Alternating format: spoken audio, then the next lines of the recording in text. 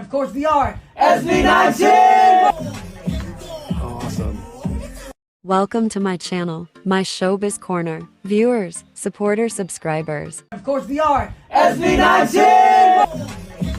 Awesome. Hello Itin! Welcome back to my channel. Thank you for clicking this video. Ito na ang simula. Totoo na talaga.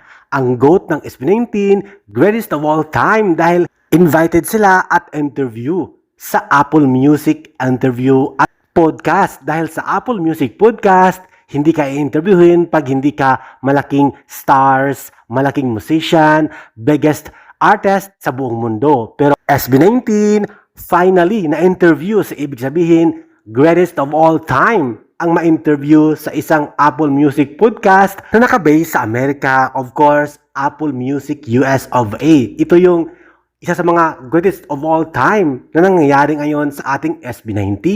Sa kanilang music karera, mga ganap, schedule, hektik sa Amerika na kung saan proud tayo bilang isang Pinoy, only Filipino act SB19 ang na-interview dito. Ang mga pinakasikat na singer sa buong mundo, sila lang naman Selena Gomez, Justin Bieber, Olivia Rodrigo, Blake, Nicki Minaj, Ariana Grande at marami pang iba.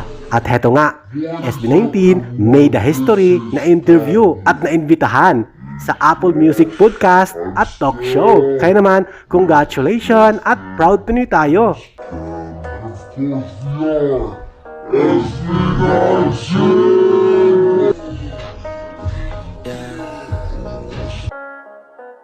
They say life will bring discomfort, and I discovered we all just suffer, cause no one feels that bad.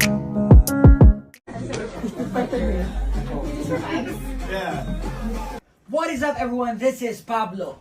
This is Josh. I'm Stel. This is Justin. And Ken. And of course we are SB19!